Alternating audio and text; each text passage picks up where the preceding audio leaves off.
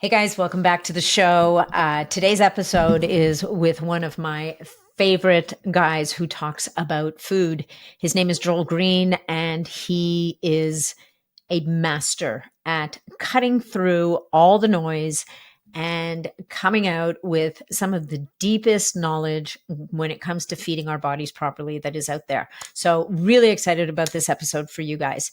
In the meantime, before we jump in there, I, of course, want to thank you for being here. You know, guys know how much I appreciate you. If you're new to the podcast, then welcome, welcome. We're so happy to have you. And for those of you who are regular listeners, or whether you're new, if you've never done it before and you're feeling inspired by this episode, please do leave us a review on whatever platform you're listening to the podcast on, because this is how we get to reach more people and grow.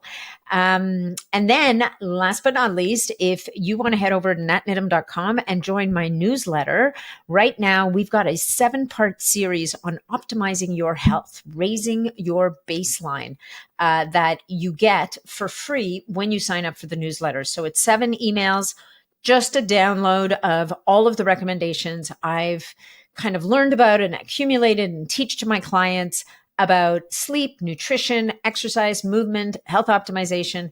And the grand finale is a chart of bioregulator peptides, giving you all the different names and forms and where they come from and the whole 9 yards. So if you decide to start with that series, I've gotten some great feedback. I'm always happy to get feedback. So please make sure that you send me feedback. All right. We often hear that certain foods are good or bad for us. But what if the real key to health isn't about avoiding specific foods, but rather embracing diversity in our diets? In this longevity podcast episode, I am joined by nutrition expert and my good friend Joel Greene to discuss how nature's meal plan is built on variety and balance. We dive into ancestral eating patterns, including periods of foraging followed by occasional feasts, why even superfoods can become problematic if eaten too often, and how to mitigate the effects of less than ideal meals. We discuss the surprising benefits of foods like, and hang on to your shorts here, oats, bananas, even cactus, and why short-term results don't always translate into long-term health.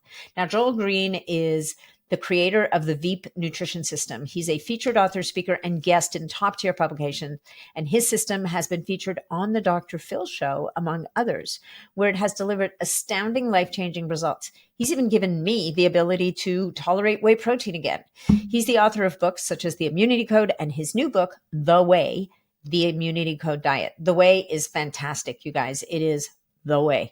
So if you want, you can go to veepnutrition.com and you can use code NAT10 to save. He's got his books there, he's got courses, and he's got some great supplements that he's developed in order to execute his programs. All right, let's, and to find out more about Joel Greene, you can go veepnutrition.com/the-way-1, and that's how to get to the book. And of course, on Instagram at Joel Greene. Greene has an E at the end, and I highly recommend you follow him on Instagram because this man shares amazing, amazing content. Okay, now let's jump into the episode. Hey folks, just a quick reminder that all of the information presented in this podcast is for information purposes only. No medical advice, no diagnosing, no treatments suggested here. Before you try anything that you hear about or learn about here, make sure that you check with your medical provider. Hey, Joel Greene, welcome back to the show. It is such a pleasure to have you back here. It is really good to see you again, Nat. I'm very excited. Yeah, no, I'm excited too. And you know, you're one of those guests I feel like, okay, I got to study. I got to get the book. I got to spend time with the book. But the good news is what I'm so excited about is that The Way, which is the book, you guys, if you haven't heard about it, if you don't have your hands on it yet, you need to go buy it like now. It feels like when your first book, The Immunity Code, was so incredible, but people would come to me and say, Nat, like, this is really great. I'm so excited. I don't know what to do and how to do it. And I was like, but The Way is literally the way. You have laid out the yellow brick road for people. This is what you're doing. This is how you're doing it. This is when you're doing it. It's amazing. I love it. So on behalf of all the people, I'm going to thank you for putting this book out there because it's phenomenal. Thank you. That's super kind of you. Thank you very much. Yeah. Well, I mean, let's maybe for people who aren't familiar with your work, and who didn't listen. So we recorded a podcast a couple of years ago when the immunity code first came out. Um, but before people who aren't familiar at all with your work, maybe you want to give them a little bit of a synopsis. But not, it doesn't have to be a synopsis. You can talk for as long as you want, but let's talk about what the way is all about. Yeah, food. That's what it's about, is food. It's about the foundational reason for the book existing is that diet as a concept and as a practice is badly broken, and I mean badly broken. Mm-hmm. And that's easy to validate. You don't have to even take my word for it. Just look at all the confusion that exists around anything, any topic, diet, and that will serve to validate that notion that diet as a practice is just completely broken. Like the average person doesn't know what to think or what to believe about diet, because you have so many conflicting experts just saying the exact opposite thing, and they're all very convincing. Yeah. So incredibly convincing. Yeah. And that's a huge piece of it. Along part and parcel along with that is that we have entered what I summarize in the book to call the age of imbalance, or the age of the food tribe, which is that, and it's this, the meta notion is that the way you get healthy is you exclude foods. So it's minimalism is what's going to get you, or rather reductionism and exclusionism is what's going to make you healthy. And so to that end, you have, over a dozen tribes, I call them food tribes, which are essentially bordering on like religions about diet. I actually call them clans, because clans to me are warring, and at this point they're warring against each other. Yes, the warring food tribes. Yeah. So that's a huge thing, is the warring food tribes, and so that's and the interesting thing is that they are all preaching the exact same thing. They're all preaching that if you would just eliminate this, then everything would be great. And they only differ on what this is. That's the only difference between them, And so then you have the plant tribe, you have the meat tribe, you have the oxalate tribe, you have the anti-dairy tribe, on and on and on and on. Just have food tribes, warring food tribes. And the funny thing is, like, the members switch teams about every 5 years. So it just happened, like with Mercola or somebody big actually just switched teams. I mean, Saldino. He's no longer, the meat guy. Now it's the meat fruit guy. And I mean, he's actually, I guess because he's moved over to, and I guess, the carnivore crowd absolutely I think they would eviscerate him if they could get their hands on him, because he's got raw milk, he's got honey. Oh my God. Fruit. He's got, So but the point is just that what you're seeing is this sort of floating point equation that it's very unstable, and it's hard to get your arms around. Really, the big reason for the book existing is truth, because we've lost true north, and we've lost what is true, and that's I go into this at length in the book talking about it. That's a much bigger problem than diet, much bigger problem. It's actually a problem facing society in general right now, that truth itself is under assault. But the trickle down into diet is that the average person just doesn't know what to think or what to believe or what's true. And so getting to what's true was the purpose of the book, was to lay out a framework so that you could get beyond relying on, experts, and you could actually just come back to relying on ancient wisdom and sense as your true north to figure out what's true. And that was the purpose, was to give you a means, you the consumer, you could actually figure out what's true. You could actually figure out what makes sense. And so that was the purpose of it. Yeah. No. I was going to say, and to give us a better way to eat. That was the purpose of it. So yeah, and I think it's coming back home, right? It's coming back to food is neither good nor bad. Food is nourishment for your body. It's information for your cells. There's the human creature or animal or whatever you want to call us, was designed to be able to eat all the foods.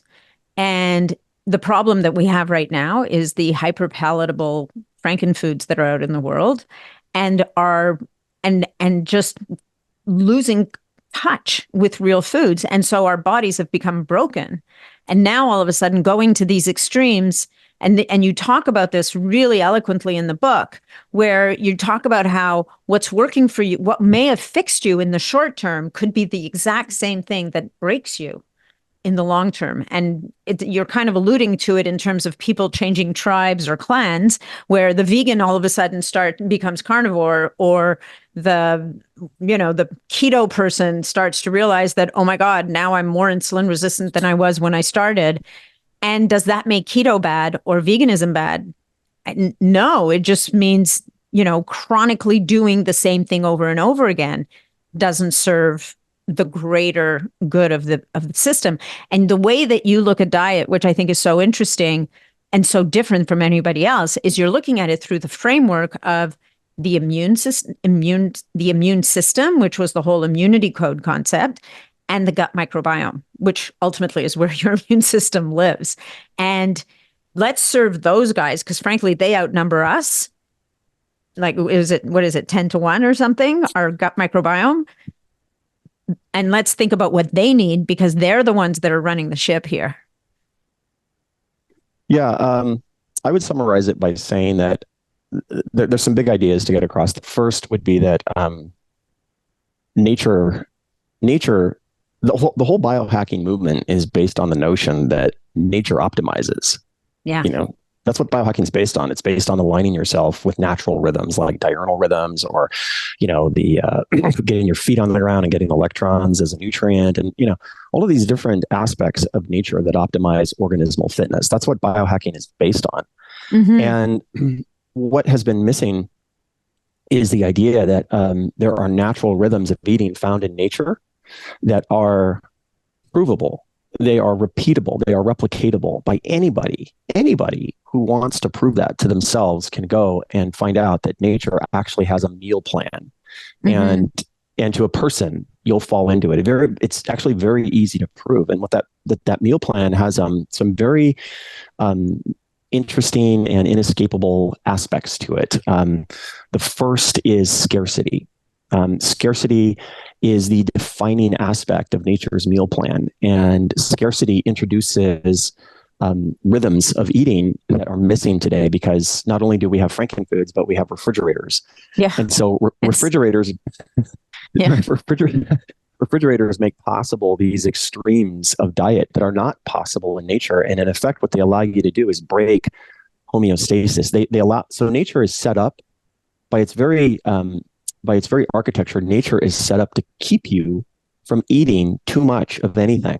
And that's a function of scarcity. So in nature, you might have a week where you maybe you caught a water buffalo and you feast on that for a week, but then, scarcity will introduce itself. And so what's going to happen is that in nature, that what nature's meal plan looks like is that if you were to do a survival course today, you would start by foraging and going hungry. That's what you would do. And in the process of doing that, you'd be looking for fish, or you'd be looking for game. And it doesn't matter what your orientation was prior. It wouldn't matter if you were, I don't do animals, or I don't do plants. God, what can I catch that won't kill me first that I can eat? Right.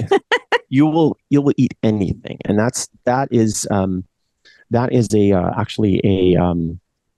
a protection built in by nature. So what nature does is scarcity forces diversity into the diet by its very inherent aspect. That scarcity will force a diverse diet. And what that diverse diet does is it forces you to first eat foods of lesser preference, things that, if I had a refrigerator, loaded with a giant ribeye, I'm not going to eat that first. I'm not gonna dig up roots, but if there's nothing to eat, I'll be digging up roots for sure. And I'll be eating berries and mushrooms and anything I can get, while I'm in the process of trying to catch a salmon or something like that. Yeah. And so this is very interesting, because what you're seeing is that there are actually identifiable patterns to the rhythms of nature's eating, which is that we go from foraging and famine, or rather foraging and famine together, foraging and not eating together. They go together. So fasting has always gone with foraging. It's always been connected to foraging, meaning eating foods of low energy density, lower nutrient value, together with going hungry. And when you look at that, it actually serves a function and a purpose. And what you'll see as you fill this picture out is that you transition eventually into feasting, meaning you get something, very satiating. You get some kind of animal protein, something, and it doesn't matter. You could be a vegan to start, and I promise you, you go do a survival show or you go do a nature survival course. You will be eating, animal. You're gonna eat that. Trust me. So, but what's very interesting in this, and it's one of the most fascinating things I think in the entire book, is that nature has provided natural protections through the mechanism of scarcity and diversity. And what you find, completely contrary to the food tribes of this age, where they're saying, hey, the meat tribe saying, hey, don't eat those plants, man. Those plants don't want to be eaten. They're bad, and then the plant tribe's like, don't eat that meat. It's toxic. What you find is that both sides, the hero foods of both sides have toxic aspects. And what neutralizes those toxic aspects are the villain foods they're telling you to avoid. Yeah. It's utterly fascinating. I mean, it's provable. Like, you can go and look at like numerous aspects of meat, like, for example, heme iron, getting too much heme iron, from, animal proteins. Well, it turns out that when you have the lesser preference foraging foods in the diet, you generate the right kind of bacteria that bind heme iron in the gut, and you just don't get the heme iron problem through diversity, which is nature's protection. And so this meta idea coloring the entire book proves itself out that, number one, even the health properties of a given food are not determined solely by the food. They are determined as much by the dose and duration of the food. Meaning, you can get too much of anything, and I could make a really good case. I can make a really good case that any food's toxic. In fact, I do it in the book. I argue both ways. I just go through it. I love those both ways arguments. Actually, we're going to talk about the potato both way argument, because that's brilliant. I love that. Oh, thanks. Yeah. So, anyways, just to wrap this point up. Yeah. Nature has a meal plan. Nature's meal plan is founded on scarcity. Scarcity forces diversity into the diet, and diversity protects you from getting too much of anything. And much of the problems that we see in this age are the dietary result of unaccounted for realities. What I mean by an unaccounted for reality is that it's a reality and it's going to hit you in the face. It's just a question of when. And the single biggest unaccounted reality today with diet is time, and the impact and the effects of time. And so, when you do this long enough, what you see is that you'll see these very consistent patterns of someone starts a given diet, and it doesn't matter what it is. It works great, it works amazing, they get all these benefits, and then they do it too much and too long. And then the very same diet that was so beneficial becomes the source of pathology half the time. It turns into negatives. The benefits become negatives. Yeah. Yeah, no, 100%. And I think we see that in all these communities, right? We see, and one of the things that you talk about in there as well, which I think is super interesting and a lot of people don't get, is that, insulin resistant is the big monster in the room, right? When people, and so many people are insulin resistant. I think it's the overwhelming majority of people walking around are fundamentally insulin resistant. And you'll have one camp that says, oh, well, it's all the carbs that you're eating. But, Denise Minger, is it Denise Minger, her name? She wrote this brilliant paper showing that these rice diets back, I think it was in the 50s or the 60s, there was a doctor who put his patients who were diabetic on all they ate was white rice, and he reversed their insulin resistance just with rice, which is, blasphemous to so many people. But you make the case in the book that too much fat will make you insulin resistant. Too much protein will make you insulin resistant. And oh, great. And it is true. Too much carbs will also make you insulin resistant. And I think that it's still like people are still struggling to kind of accept this idea. And it's what you just said, that too much of anything, even the best thing, can ultimately turn around and bite you. So now that I've said the word fat, let's talk about saturated fat, because I am curious about, I didn't get to that part of the book yet. And I want I don't know.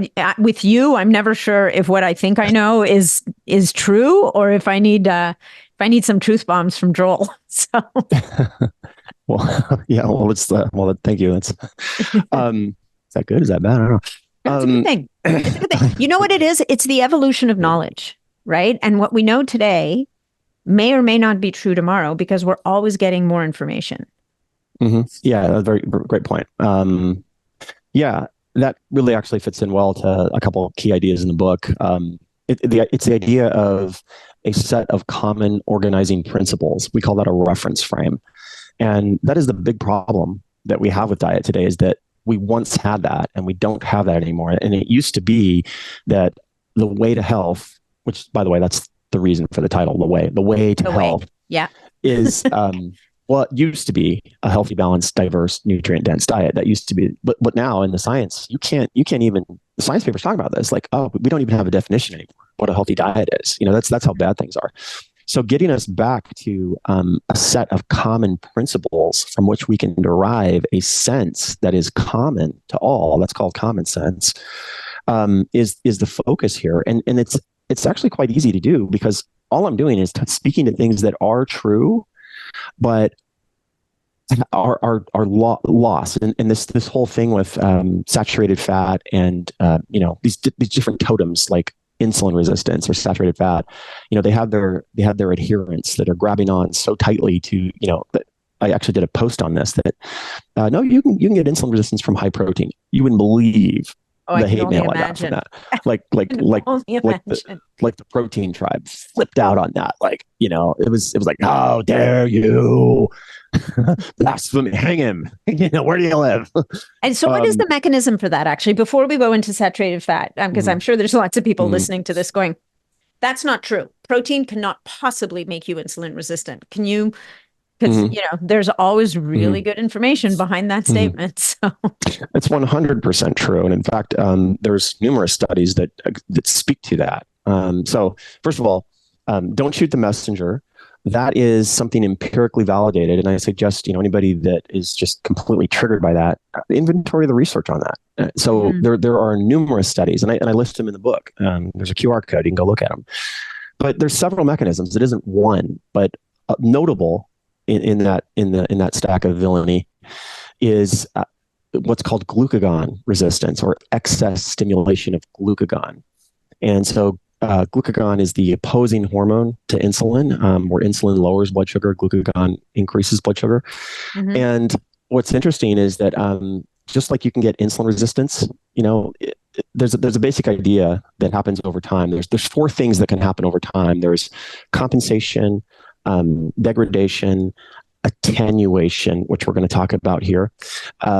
And one of them I'm blinking right now, but attenuation is what you see with receptors over time when they get too much of anything. And it doesn't matter what kind of receptor it is. You overstimulate any receptor for anything, it will attenuate. Same thing can happen with glucagon. So what you see with glucagon resistance is that excess fasting or excess protein over very long periods. Notice the word excess. That's not the same as high. High protein diets are defined in the research as 25 to 35% of diet. That's not what we're seeing these. We're seeing like a 75, 85% of protein in the diet. And then you're seeing that like in perpetuity. So you can elevate glucagon for so long that you become resistant to it. And then that'll give you insulin resistance. That's one mechanism. And another is actually through overstimulation of I don't know how deep you want to go here, but there's a pathway called mTOR, which is a signal people know pathway. mTOR. Yeah. Okay. Yeah. So you can overstimulate mTOR. You can stimulate. Now, mTOR is very much involved in. mTOR works like a rheostat, fine-tuning glucose transport into the cell, and you can overstimulate it. And like most things in the body, in the short term, there's a beneficial aspect to it, but in the long term, with too much, there's a detrimental aspect. And so, too much mTOR stimulation. There's been some studies that have shown that it actually can drive the wrong types of metabolites, get too many of certain types of metabolites in the mitochondria, and then that can promote insulin resistance. And so there's a number of mechanisms that have been identified. And so that's a truth, and there's no getting around it. And the longer we go from publication, that's going to saturate. And in 5 years, everybody will be telling you that. Okay. Yeah. I mean, you're just going to hear that from everybody in 5 years. That is a truth. And that just speaks to time. It speaks to time, and it speaks to the forces of time, which are attenuation or degradation or compensation. But so now that gets really interesting when we turn the discussion to saturated fat. Mm-hmm. So, I mean, I think that's probably maybe the number one most confusing topic of this age is, food wise or nutrition wise would be saturated fat. And what's very, very interesting when you dive into this topic of is it good? Is it bad? Well, the nature of the question itself is flawed, because it's trying to polarize saturated fats into this either or proposition.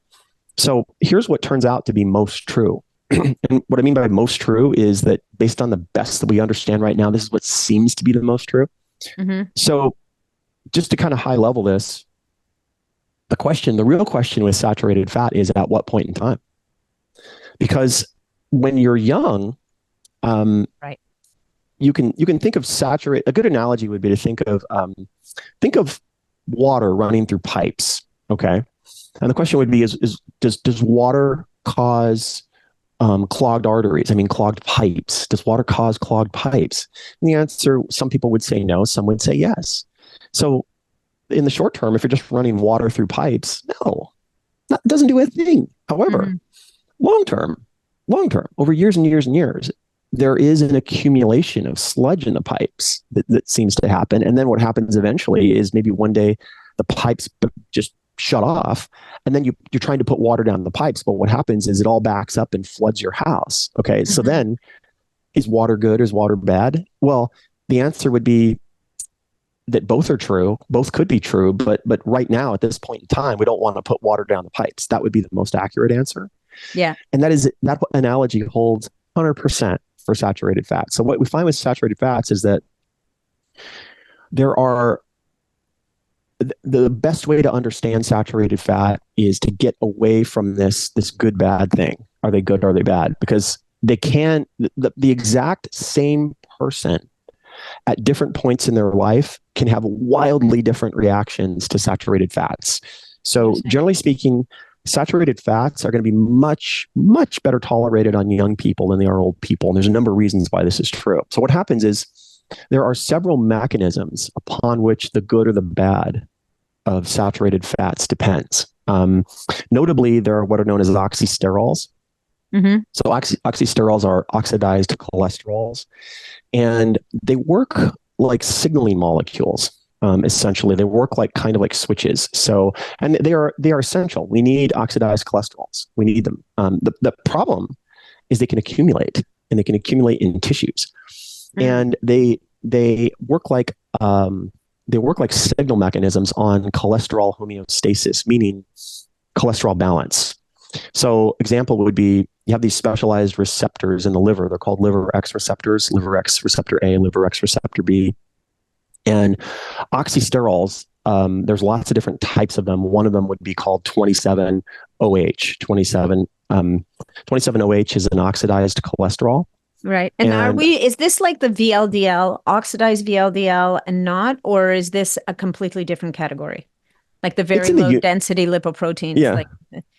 It's in the universe of, but it gets really specialized. Okay. Really specialized. Like they work, in the same way that peptides kind of work like extremely specific.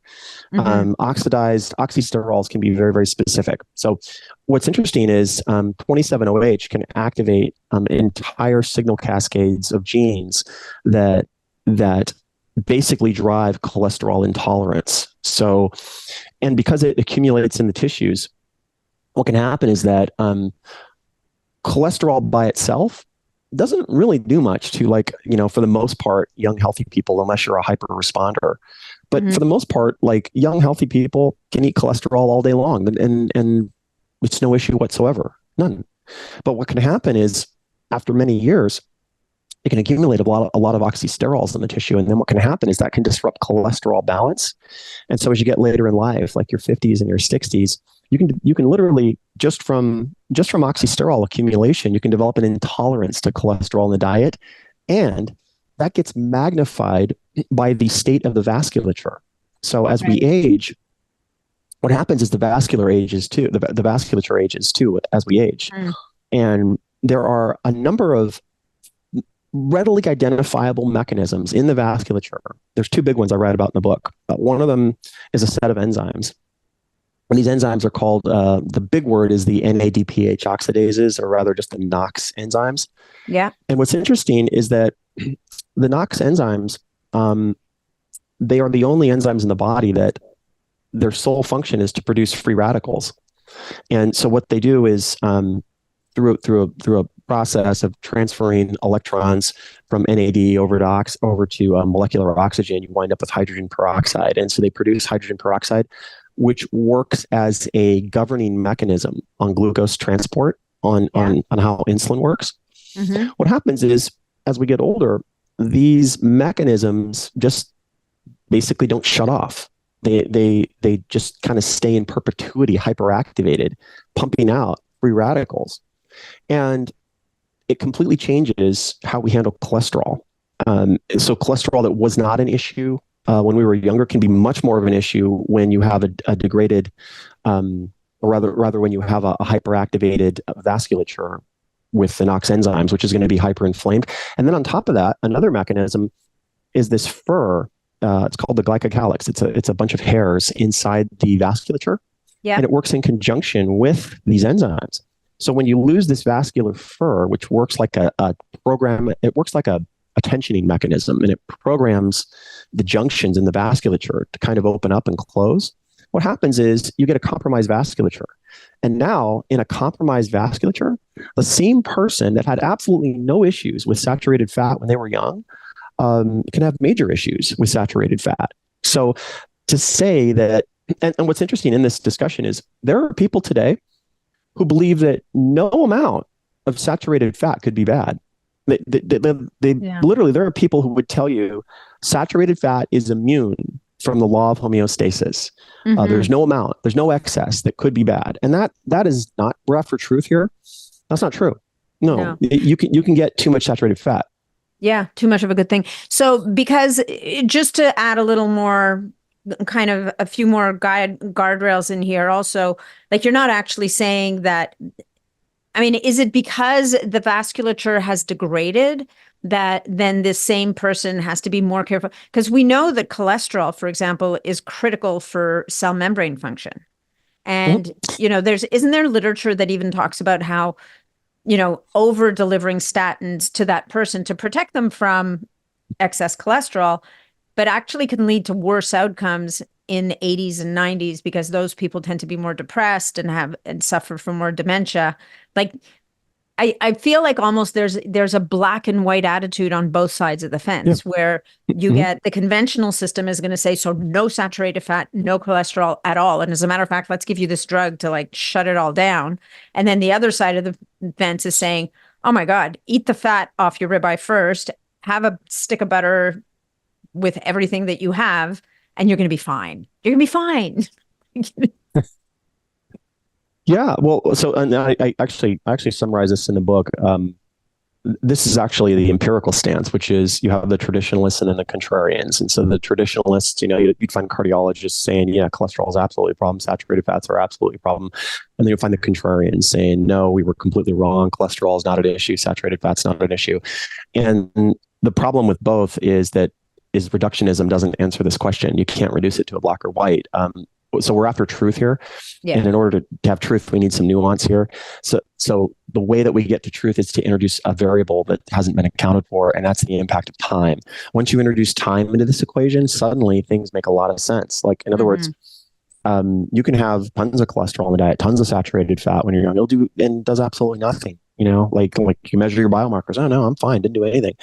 But the same person move the clock forward 30 years, and then there can be issues from cholesterol and saturated fat. And that has to do with global diminishment of global function. So, I mentioned two, but there's others. There's adiponectin. And as we get older, we get heavier, we make less adiponectin.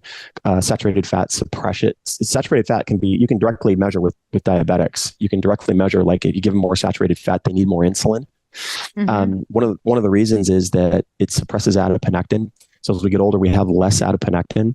So all that to say that saturated fat, the best answer is that it exists not in a black or white, it's good or it's bad. It exists in equation with other variables. That's the best answer. But once again, nature has just given a really easy answer here. Like, we don't have to, get so far into the weeds of, well, that's the glycocalyx and the NOx enzymes, and then you got adiponectin secretion. We can really just come back to nature for a minute to get the guideline here. And so what we find in nature, looking at the healthiest people that have ever lived, like I use the example in the book of the Semaine, which is this group of Bolivian hunter-gatherers who had the best blood work ever seen. And when you look at that and you look at ancestral populations and the foods available ancestrally, what you find is that there are some guidelines historically. Like, typically saturated fat was about 7.5% of the diet.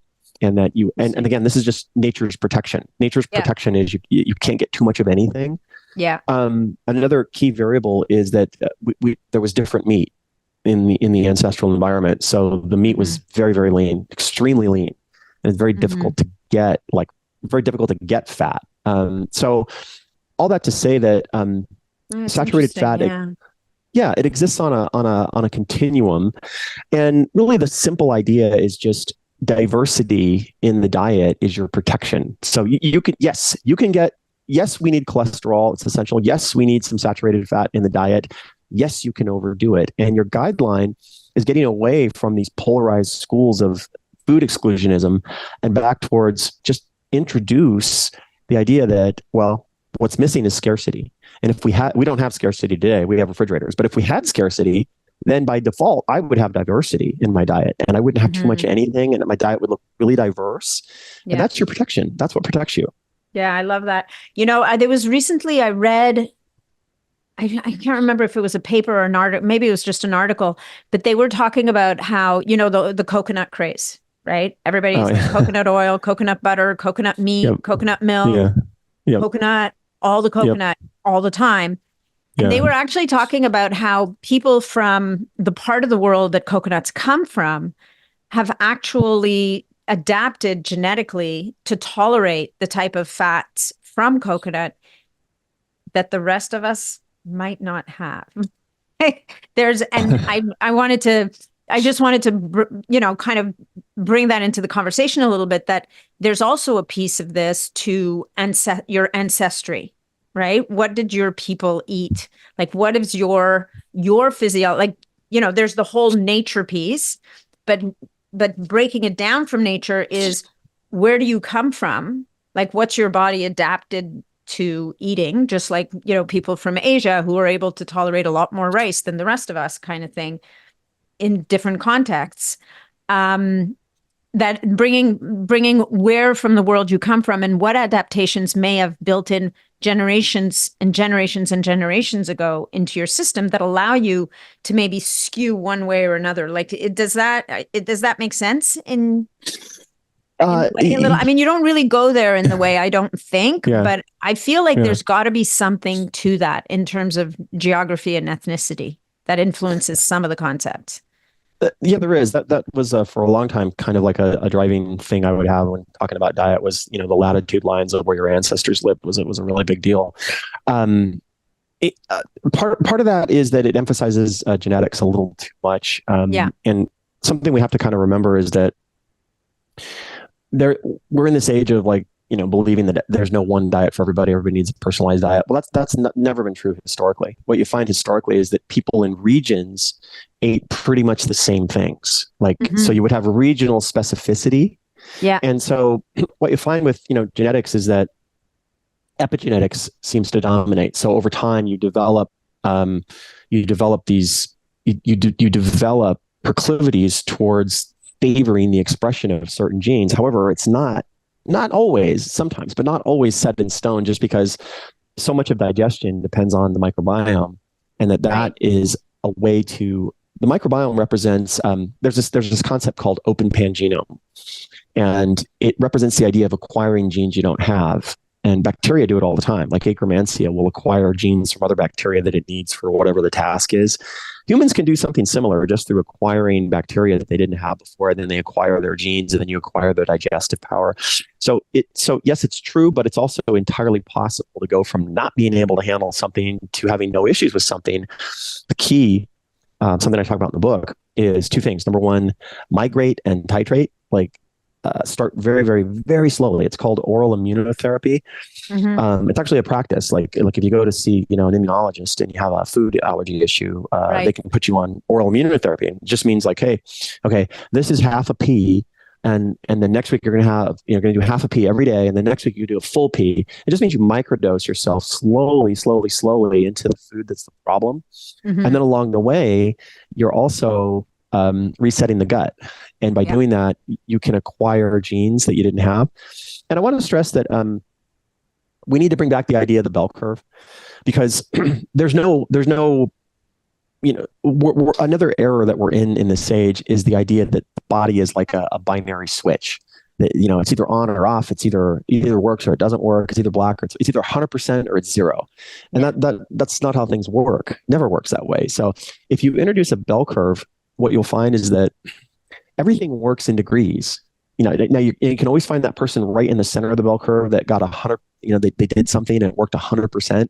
And then you can always find somebody on the very end of the bell curve where they did something that worked 0%, didn't work at all for them.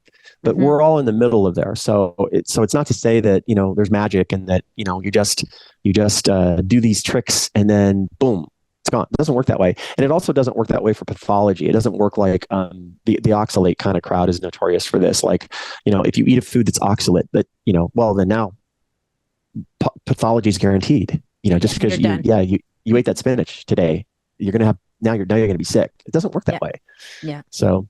Yeah. No, the body is a lot more tolerant than, and it has mechanisms to cope and redundancies and all the things. Like, I mean, there are people that are very sensitive to oxalates, but I think also in many cases it's because there's an imbalance in their gut in the first place.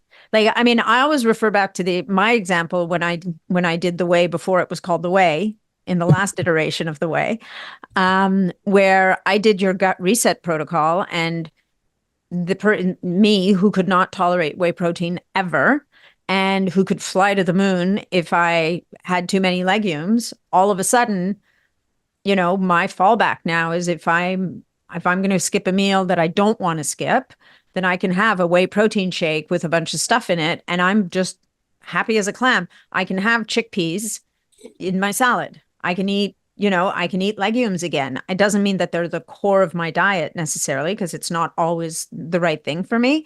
But what I think what happened was through this whole gut reset, it rebalanced and repopulated certain species that may have been underrepresented or have fallen by the wayside in my gut. And all of a sudden, supposedly, really it's my gut, can break down these foods without me being miserable.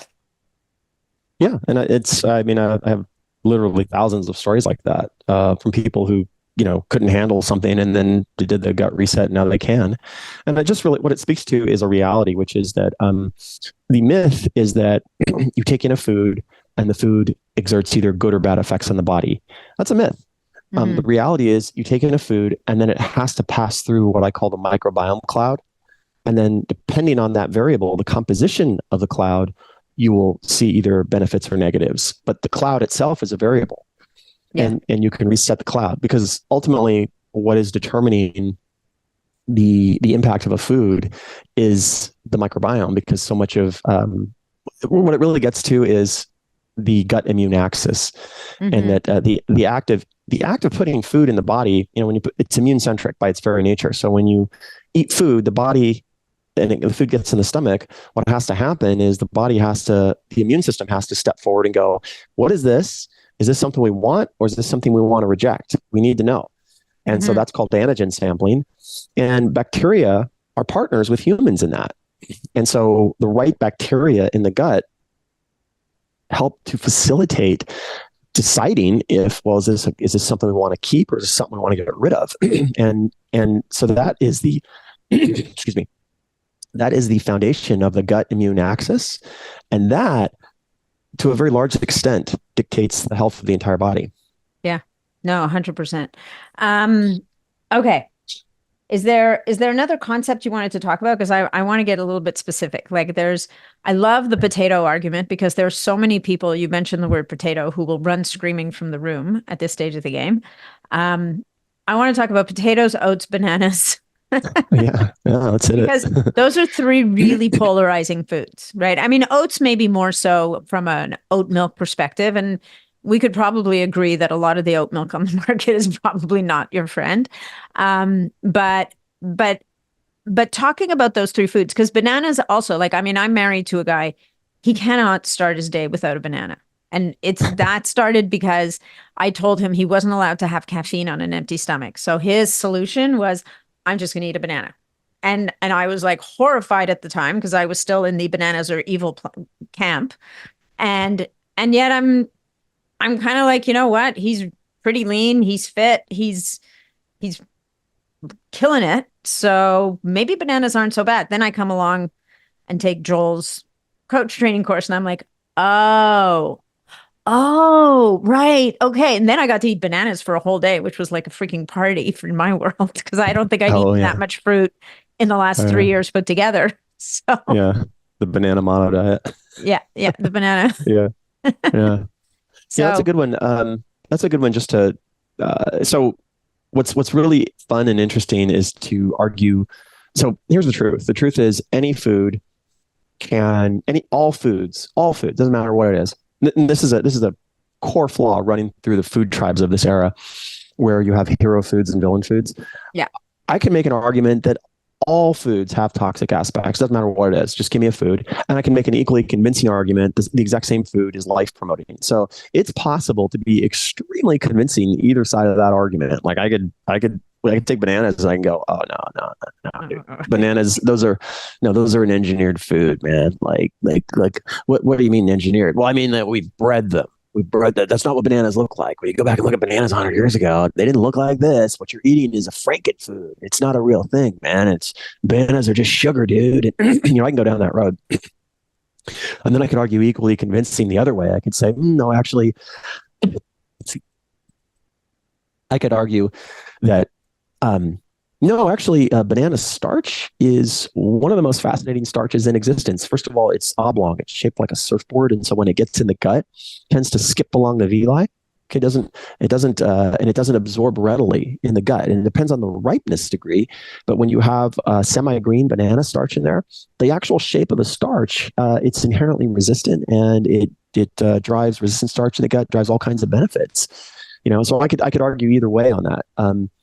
What in the context of bringing truth to the confusion of food, we have to remember you can get too much of anything. What does too much of anything look like?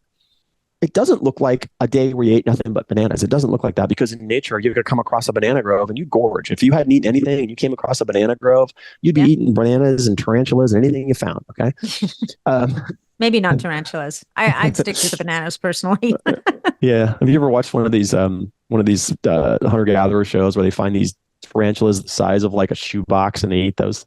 They're just like a hamburger. It's like, No, I miss those. I'm good. Yeah. But to your point, if you're starving, maybe tarantula starts to, morph into a burger. Who knows? Possibly, yeah. Never say never. You don't know until you're there. What we find with food is that we have to really differentiate between acute and chronic. So acute means today, chronic means every day. Yeah. That's what it means. And what you find is that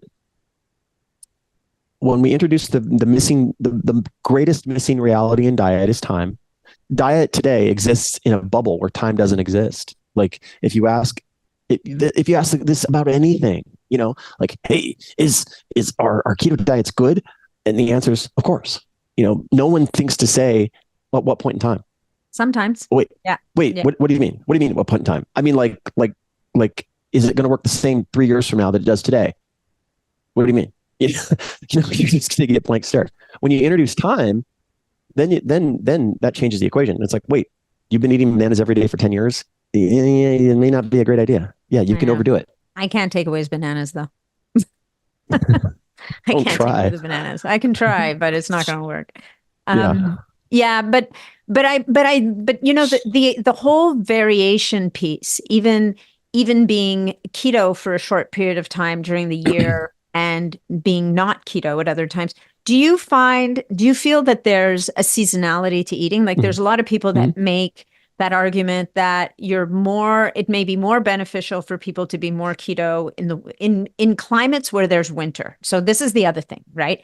And I do wonder how much geography, where the environment where you're living influences your food needs and tolerances, because light has a lot to do with it. And I wonder, you know, we were talking about Paul Saladino before. He's living in Costa Rica. He's surfing every day. He's in a different geography than maybe he was before.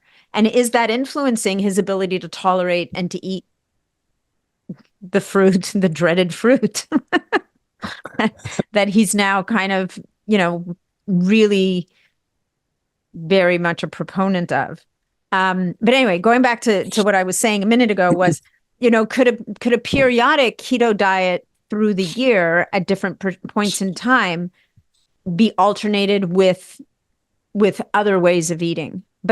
And do you even have to go to those extremes? And I think when you read the way, the answer is no. There's no need to, because you're building it into your pattern. You build metabolic flexibility into your. I'm not allowed to use the other term we used to use before. It was the way, but there's you know, through 2 days, there's a definite pattern of eating that you'll observe, and there's times where you're eating less, times when you're eating more, times when you're bringing in the carbs, other times you're bringing in the proteins and the fats. So you've kind of baked that pattern into our day-to-day lives. So one of the upgrades in this book is to introduce patterns for weeks and show you how you can carry those patterns out over months, so that you can have seasonality. Because seasonality has always been there, and you know, one of the worst health ideas that's caught on is the idea of daily. You know, what do you do daily? You should do the same thing daily. No, you shouldn't. No, you shouldn't. You know, what the way does is it mimics going from foraging to feasting, which is a natural pattern that you find in nature. And then along with that, there are other patterns I talk about in the book. One is a season of abundance. And a season of abundance is something that you find in nature. You can have a season of abundance. Maybe it's you have a big harvest, or maybe it's like, you know, the herd comes in and, you know, you feed for 6 months. So you can have a season of abundance. And what you find, what I've put into the new book is patterns that it can account for that. So you can change things up over weeks, where, you know, you're emphasizing more protein, for example, over a period of weeks, and you're introducing seasonality. And so you can, and I would argue, you probably should. You should have seasonality in what you're doing. There's patterns in there that are basically keto. Yeah. With some other goodies in there, but you can have a season of kind of more or less keto. It's in nature kind of hard to find that. I think I would argue it's kind of tough to find keto in nature, because you're not going to. You made such a good point earlier. Like if you go to a hunter-gatherer place, you're not going to find high-fat meat. Like you're just not, right? Because wild meat by its very nature is lean. When you study ancestral populations and you look at all the research on this, the amount of fat in the diet typically is no more than 30%, because it's hard to get high amounts of fat.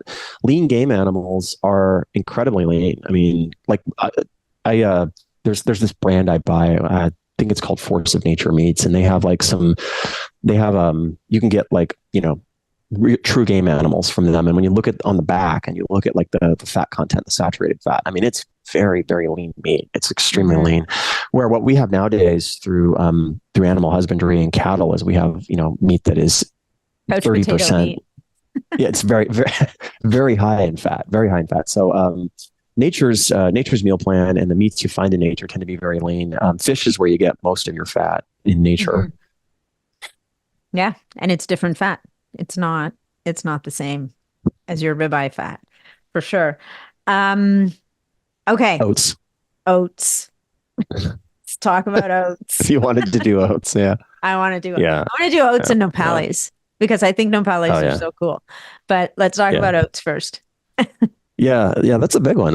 It's funny. I call oats the up and coming whipping boy of food. Like dairy's the number one whipping boy, but oats are like coming on Not far strong. behind.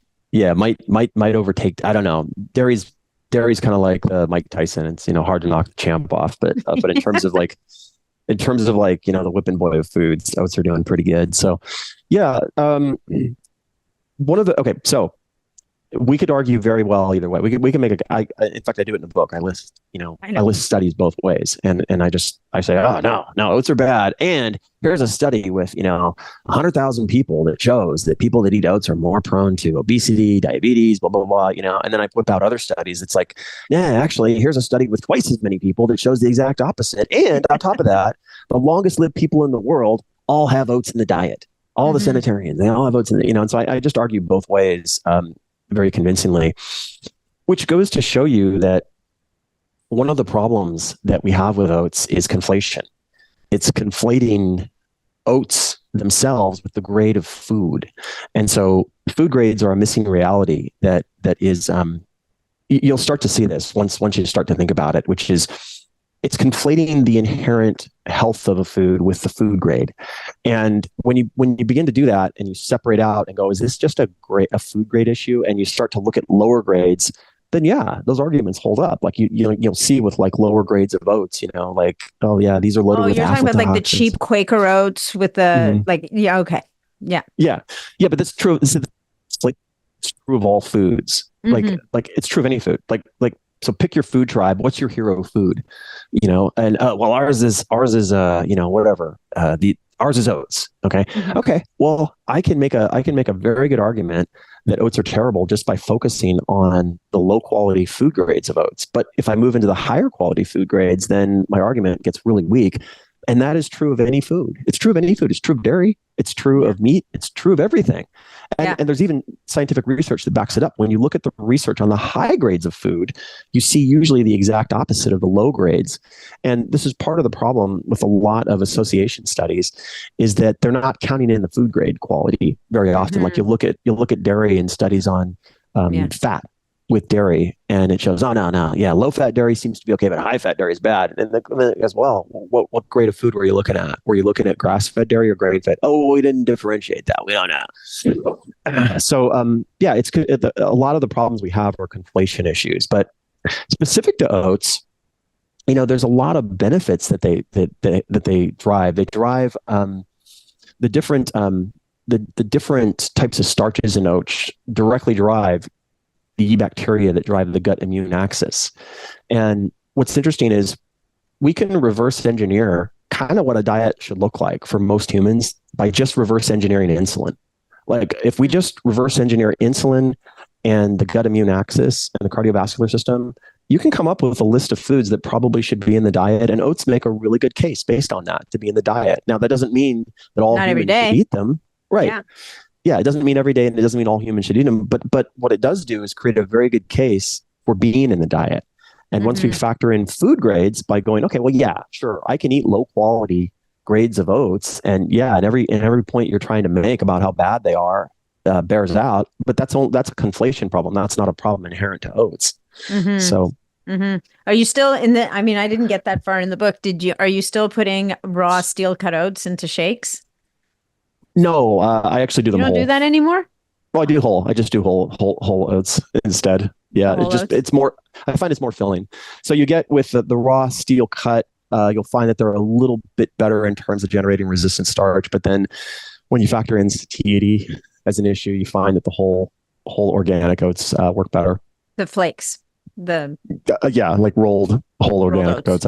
You get more. So you still get resistant starch. You still get a lot of the benefits of them, but then the satiety factor is greater. Where with the steel cut oats, you just they don't even register.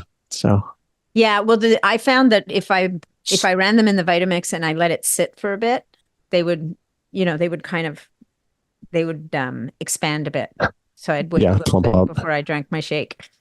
Also, because you don't want to chew on one because you could break a tooth. Uh, All right. Our last topic before we wrap it up. Nopales. I saw that oh and yeah. I'm like, wait, what's a nopale? And then I'm like, oh wait, I was eating those in the Dominican Republic. My girlfriend's boyfriend he'd go find these cactuses and harvest the flat leaves off of them, and he'd bring them over and we'd throw them on the grill or we'd saute them. And I was like, why are we eating cactus? And of course, we're eating cactus. I had no idea, but George knew. George seemed Yeah, to know what Joel knows. yeah, they're kind of the ultimate end of the world food. They really are. I mean, when you look at cactus as a whole, like the fruit and the leaves, I mean, probably one of the healthiest foods in existence. It's amazing. Like the research on this stuff's really pretty compelling. So as a glucose disposal agent, like in other words, to help get your blood sugar down, nopales leaves are so potent that there are warnings against diabetics eating them because it drops your blood sugar too much. Yeah, I mean it's pretty impressive.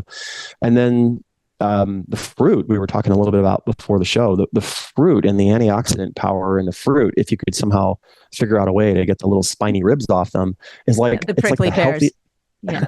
It's like the healthiest fruit known. I mean, they are incredibly, incredibly healthy food. But nopales specifically, I've used them functionally going back to like 2009. I used to use them in my nutrition system that I did corporate wellness with, and use them specifically, just very strategically, because they are such a great insulin favorable food. They're so good at clearing glucose, and they're so good at a number of other things. And they're not bad either. Like when you slice them and dice them and cook them, you don't even. I mean, yeah, they're fine. So, yeah, go into the hills and get yourself some cactus.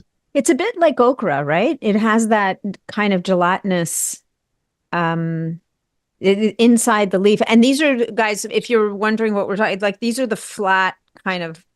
They're not quite oval, but they're kind of rounded. The big green ones with the spikes, and they pull the Yeah. spikes off in the stores. Now, talk about a food that doesn't want you to eat it, right? Like the leaves have the spikes. The prickly pear is like making a ball out of fiberglass and playing with it. Like it's zero fun whatsoever. So learning how to handle them. Even nettles. That's another one. Nettles is another food that's very beneficial, but if you don't know how to handle it, you're going to have a miserable day. Yeah. Yeah, we were talking before this, and I actually did a food experiment one day where I went into the hills and grabbed some cactus to my, regret, and spent hours like plucking out the little spines that are in the fruit. Yeah. But I did get to the fruit eventually, and man, it's really good stuff. I get why the deer eat it. I just don't know how they do it. Yeah, well, they've got a whole different system going on. So, but with nopales, so you build the nopales into it's one of the lunches, I think, or a couple of the lunches. Chili. Into chili. Yeah, the chili. But so we were just talking because, I live in Toronto. I'm not going to find nopales easily. It's possible I could go to a specialty shop and find them, but they won't be fresh. They won't be optimal. But there is nopales powder that you could use. So maybe that would be an option for replacing the actual leaf. What do you mean you ain't got no cactus, man? Huh? Not here, babe. It was snowing a couple hours ago. What kind of a country you're running up there, huh? Yeah, we don't want to ask that question too often. Oh, that's right. Yeah, sorry, we went there. Yeah, no, I'm not 100% sure, but I have seen studies where they use the powder instead, and yeah, they're getting results with it. So, but don't quote me. I'm not. Well, there's supplements. Sure. I actually went because when I was Googling it, I'm like, what the hell is nopales? And I'm Googling it, and there up it comes. There's a powder that you can get. There's a supplement you can buy that I didn't dig into them to see how legit they are, but definitely it's out there. And there was a study and it was published maybe 2023, 2024. So very recent. So as per usual, the world is still catching up to Joel. You're probably on to the next thing already, but we're working at it. Okay. So, as we wrap this up, we talked about a lot of different things. And what I really want to leave the audience with is an idea that what the way is about is teaching you, is reintroducing all the different foods into your diet, teaching you a sensible way of applying it. But, the spice in this book is things like the preload meals and the offset because as Joel says, quite often, life happens. You're at a wedding, you're going out for your friends, they're having nachos and beer. I mean, you have the option of saying, nope, I'll just have the salad. I've brought my own olive oil. I'm good. Like that crazy video that's going around on Instagram these days with the girl with the red light mask. I don't know if you've seen it. But you also have the option of learning to prepare your body for a meal that would be not optimal, but mitigating the damage by what you eat before the meal and what you do after the meal. And we don't have to go into it now because we're going to be here for a lot longer. But I just want you guys listening to understand that what this is really about is a way of eating that's going to bring balance back to your system and help and not turn you into some kind of orthorexic freak. Like, on the contrary, it's going to help you to figure out how to have that meal that on paper is not optimal, but not suffer the consequences metabolically from it or otherwise. I don't know if you want to add to that, Joel, but I want to make sure people don't get sucked into the details and understand from a 5,000-foot view that this is actually a really cool way to eat. Yeah. So the high level is just that it's about returning to sense and dietary sense and returning to a healthy, balanced diet. And that's really what it's about with diversity in the diet, and the idea that diversity actually protects you, and that balance means you're not eating too much of anything. And so it's not the 4 food groups. Instead, it's an advancement on by just simply looking at patterns that exist in nature, that if we agree that nature optimizes, then there are dietary patterns that are provable, that exist in nature, and why not implement them? And it just really is very simple. It's just moving from foraging foods one day, like if you were out foraging, and then moving into kind of a fast and then feasting foods, and that's basically it. And it's very, very simple to do that, and that by doing that, you're not getting too much of anything. You're not getting too many oxalates. You're not getting too many carbs. You're not getting too much fat. You're allowing the missing element of scarcity.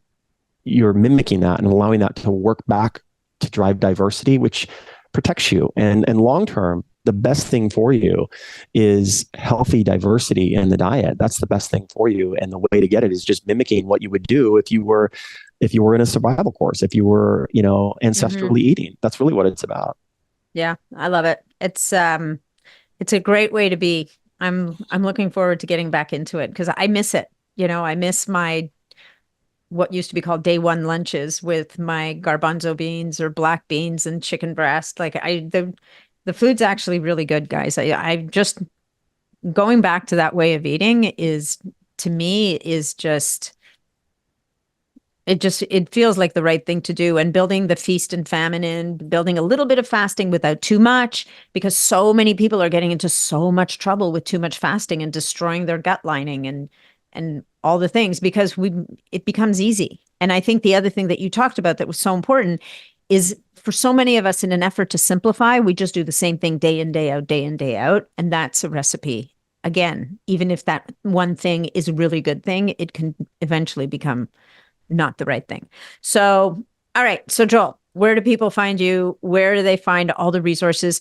Oh, and the one other thing I wanted to say is the other amazing thing you did here is those QR codes. So the book is really the explanation and what I need as a consumer. But for those of you who really want to dig into the science, the QR codes are there and it takes you to links to studies, which is a great feature. Yeah, thank you. Yeah. So my website is, you can get there via 2 ways. One is VEIC.health, THEIC.health, or VEEP Nutrition, V like Victor, and that's E like Edward, E like Edward, P like Paul, all one word, nutrition.com.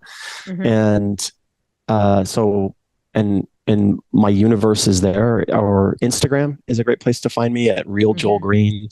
And the link in my bio has, access to all the stuff and I have a huge free content section, like tons and tons and tons of free content.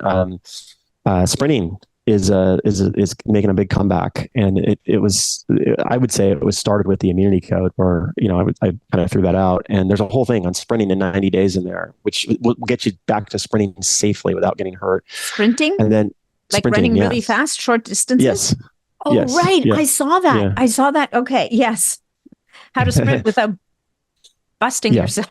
Yes. Without getting hurt. Yeah. Yeah. And Yeah. it's, I mean, I'm in my 50s now, and, sprinting's always been a part of my life. So it's just a lot of years of experience of how to get you there without getting hurt. So, and then I'm on X now, Twitter, which is the same, Real Joel Greene. And I'm even on TikTok now. I'm just building that, which is Real Joel Greene. And then I think by the time this airs, so you can get so what I did for the book was, I really wanted to kind of go all out with this. And so there's a full color interior in the book.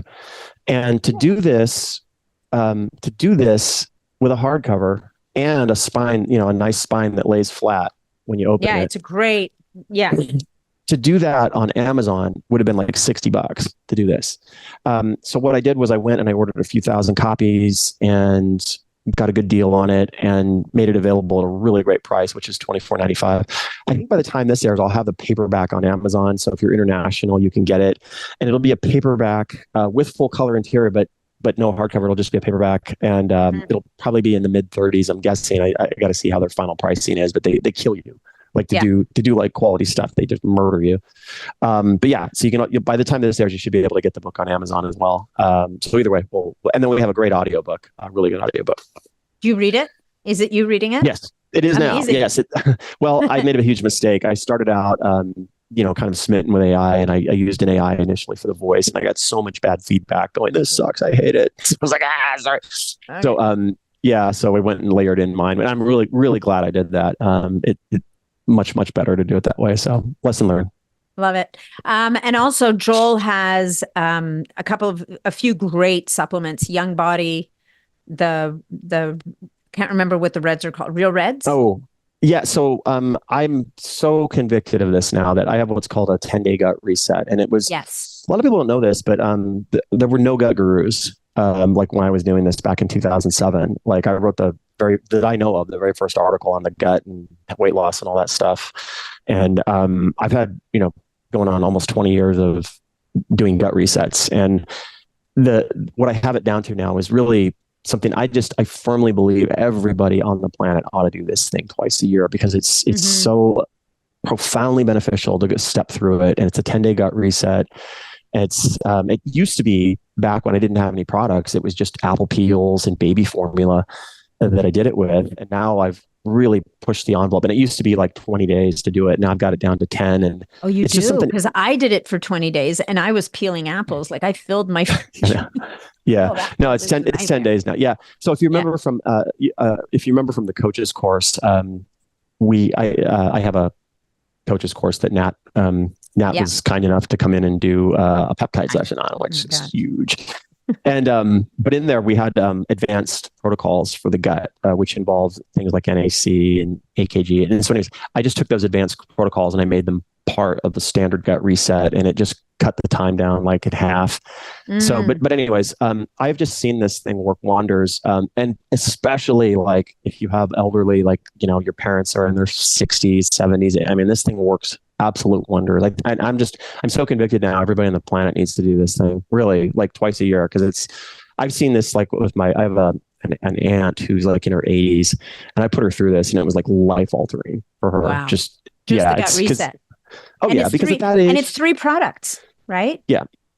Yeah, it's Young Body, Young Gut, and Young Reds. Those 3, and it's 10 days with some apple skins, and the gut immune axis has so much power over every aspect of health that resetting that to a younger profile is profoundly impactful for virtually most people that try it. So I love it, and so that's available on veepnutrition.com. Yeah. You can get it at VEEP Nutrition, yeah. VEEP Nutrition, and you can, and you guys can use code NAT10 and save a little bit of money and get you know what it does? It just simplifies your life. It just makes it easy. 1, 2, 3, 10 days, you're done. I did it in 20, and I peeled probably 1,000 apples. So yeah. It's easier now. Okay, much easier. All right. Well, Joel, thank you so much for coming back. It's always such a pleasure to talk to you, and I can't wait for people to hear all about this and get the feedback. Thank you so much. Thank you. So good to see you again. Yeah. Likewise.